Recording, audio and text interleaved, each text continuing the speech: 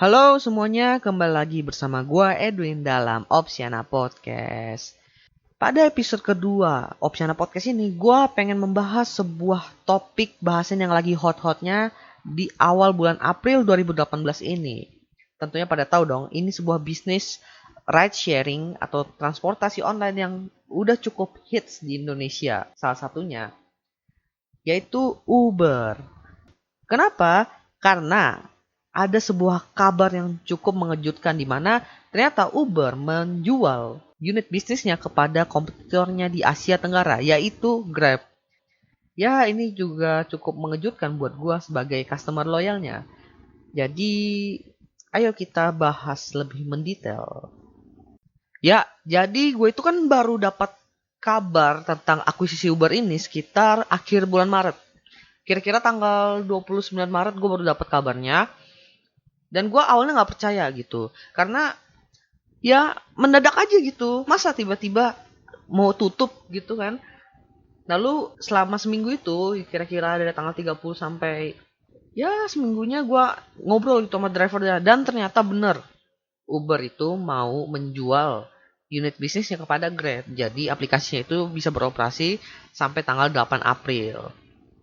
Nah, dan dari informasi yang gue dapatkan itu ternyata selama masa closingnya itu mereka dapat orderan lebih banyak loh, sumpah lebih banyak. Katanya sih banyak ya customer yang jadi kepo gitu. Kok ditutup?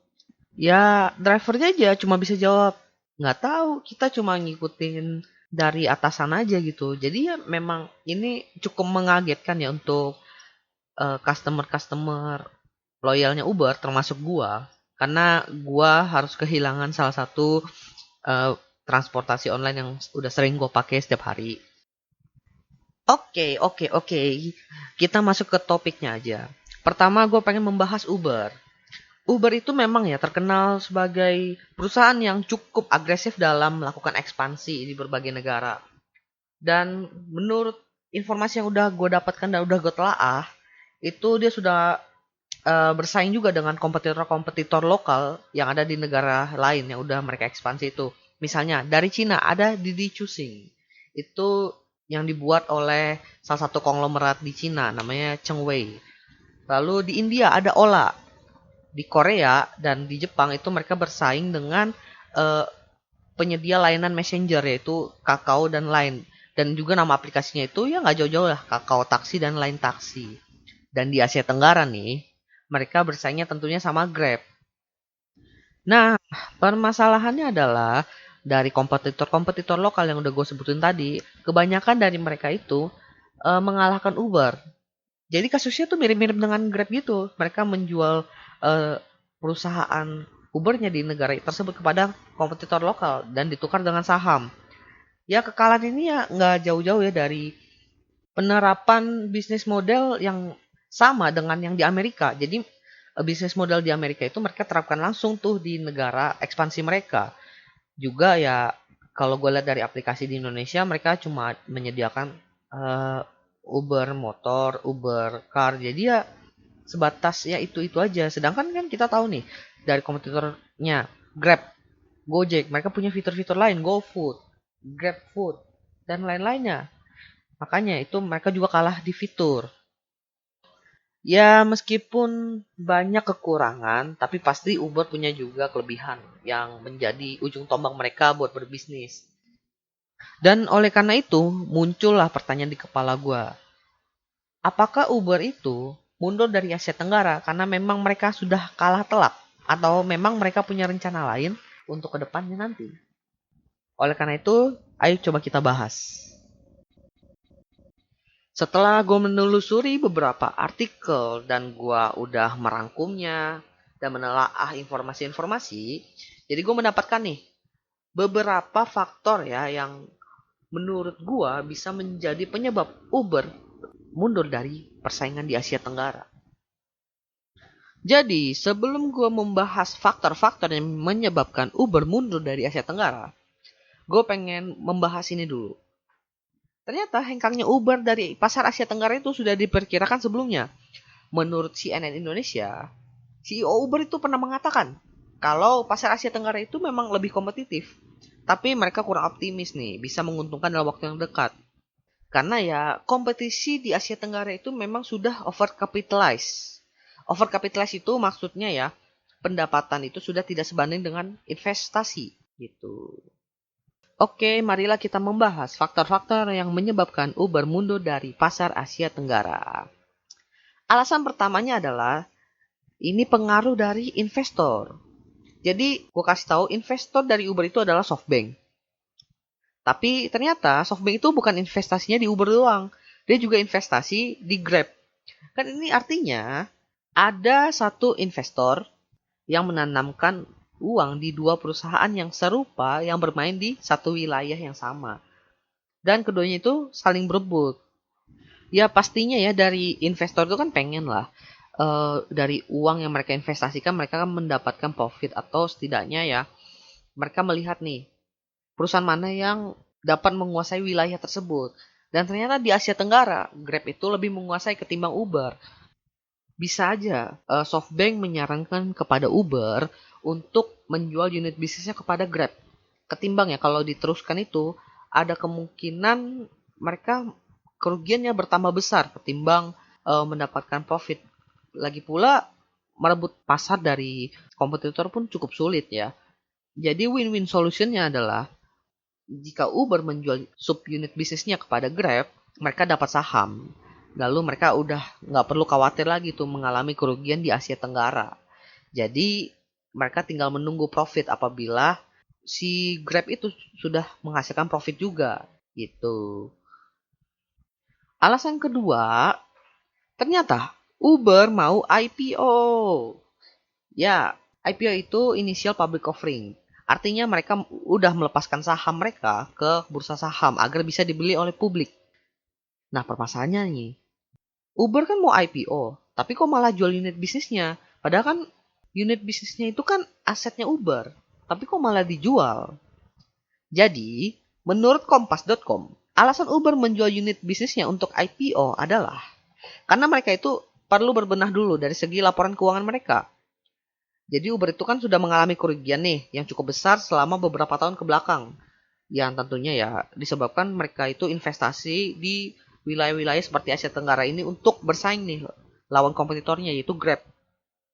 Ya dia juga bukan cuma investasi di Asia Tenggara juga kok. Mereka kan juga investasi di India, di Cina, Rusia, dan beberapa negara lain. Makanya dana yang mereka keluarkan juga cukup besar gitu dan banyak kan mengalami kerugian.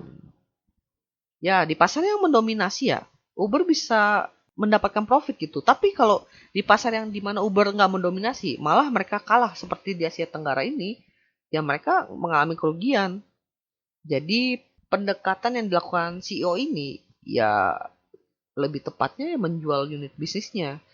Jadi mereka itu nggak perlu lagi tuh investasi lebih mendalam untuk menjalankan unit bisnis mereka sendiri. Lebih baik mereka investasi kepada kompetitornya yang udah pasti menang tuh di Asia Tenggara wilayahnya. Ya kan nggak mungkin juga setelah mereka IPO gitu lalu pas dicek laporan keuangannya ternyata banyak sub unit bisnis mereka yang mengalami kerugian. Ya investor itu ya mikir-mikir lah buat investasi atau enggak membeli sahamnya Uber lagi. Ditambah juga ada SoftBank itu tadi. Jadi kalau seandainya udah IPO kan SoftBank bisa aja mencairkan dana mereka. Jadi mereka dapat profit dari IPO tersebut. Alasan yang ketiga nih. Ternyata Uber mau mempersempit fokus mereka untuk persaingannya di pasar India. Tadi kan gue udah bilang di India itu ada kompetitor lokal namanya Ola. Dan dari kabar tersebut, Uber udah menggandakan investasi mereka di India 2 kali lipat untuk bersaing dengan Ola. Dan sumber investasi mereka itu berbeda nih, bukan dari SoftBank lagi, tapi dari profit mereka di pasar-pasar yang udah mereka dominasi. Jadi udah dapat untung, mereka tanamkan di India. Tapi nih, ada sekali lagi nih, SoftBank bermain peran sebagai investornya Ola. Wadaw, artinya Uber kalah bersaing dengan Grab harus bersaing lagi dengan Ola yang masih sama investornya. Jadi ceritanya mirip-mirip kan? Nggak jauh-jauh beda dari Grab. Jadi pertanyaannya, apa yang akan dilakukan oleh Uber untuk menghadapi Ola di India nanti? Nggak ada yang tahu. Bahasan selanjutnya adalah, gua pengen membahas pola persaingan Uber. Ada hal yang menarik nih yang gua dapatkan setelah menggali lebih dalam tentang Uber. Ternyata hal serupa pernah terjadi di Rusia dan di Cina, di mana Uber menjual unit bisnis mereka kepada Didi di Cina dan mereka merger dengan Yandex di Rusia. Ya, sekali lagi sih, SoftBank itu investornya Didi. SoftBank lagi. Memang hebat. Ya, Uber itu memang dikenal sebagai perusahaan yang cukup agresif dalam ekspansi ke seluruh dunia. Dan mereka memang berkeinginan untuk menguasai pasar dunia. Tapi permasalahannya nih, kalau perusahaan kan mau ekspansi ke luar negeri itu, mereka perlu persiapan yang cukup matang tuh. Dari segi regulasi di tiap negara dan juga budaya masyarakat di tiap negara pun berbeda-beda. Mereka harusnya mempersiapkan itu. Tapi Uber berani loh melakukan ekspansi dengan resiko yang besar itu. Bahkan mereka menerapkan bisnis model mereka yang ada di Amerika di negara-negara ekspansi mereka.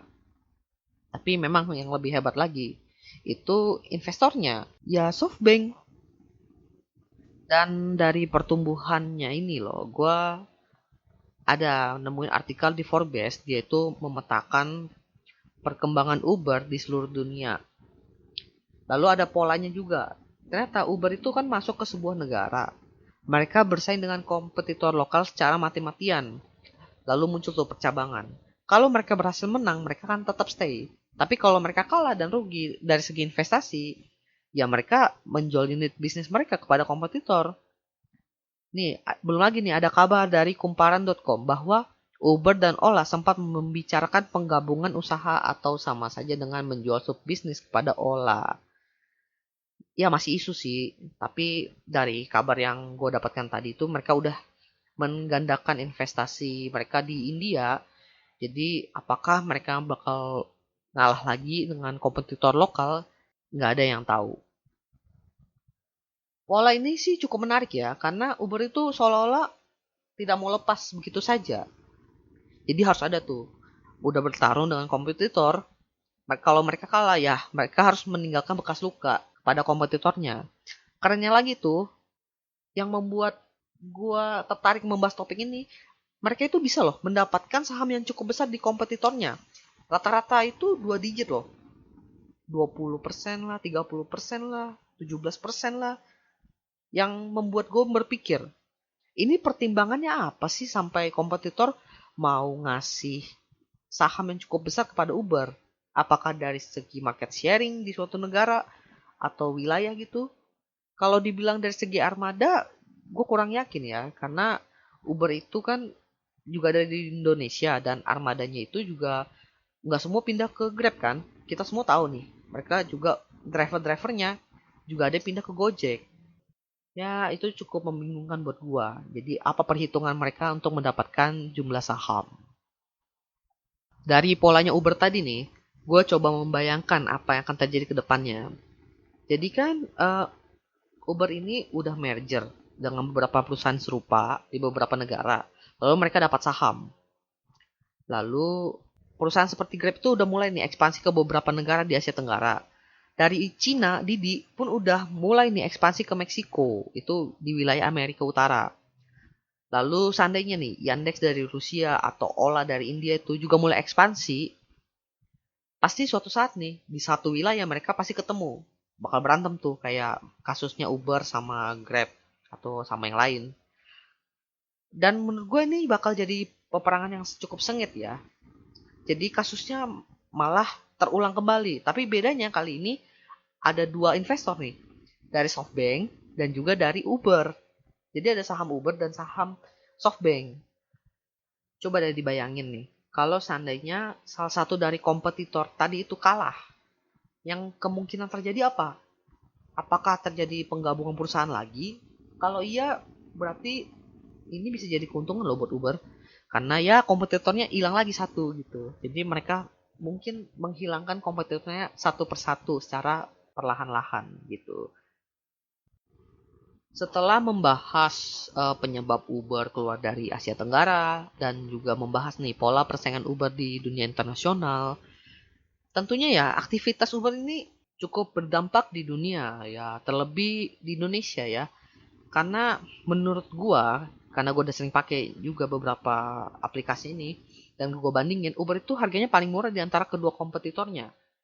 Dan setelah Uber berhenti, artinya gua harus ganti nih ke kompetitornya antara Grab atau Gojek, dan biaya transportasinya pun bertambah karena harus menyesuaikan ketetapan tarif kompetitornya itu yang sedikit lebih tinggi daripada Uber. Nah, jadi gue harus merogoh kantong lebih dalam nih.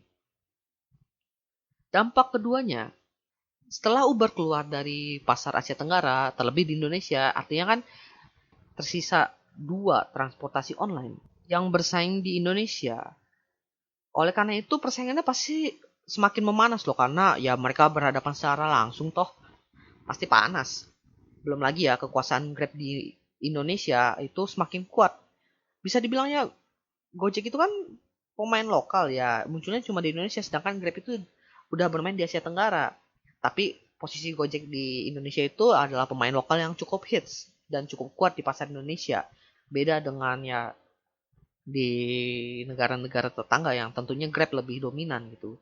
Di Indonesia Gojek cukup dominan. Oleh karena itu ada Gojek, jadi monopoli bisnis ride sharing di Indonesia itu pun bisa dicegah.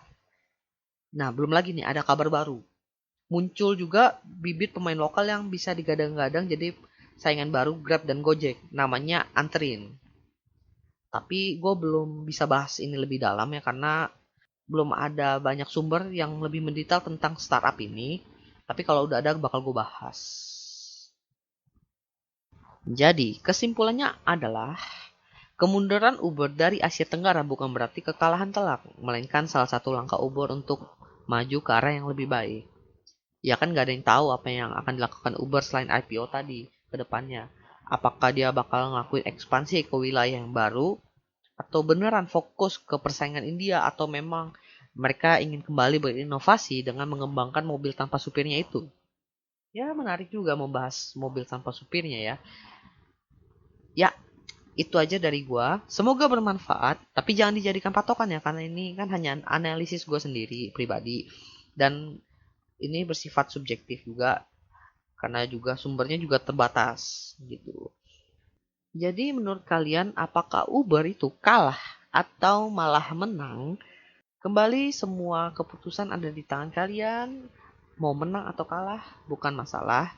Yang penting di Indonesia hanya tersisa dua kompetitor bisnis transportasi online yaitu Grab dan Gojek.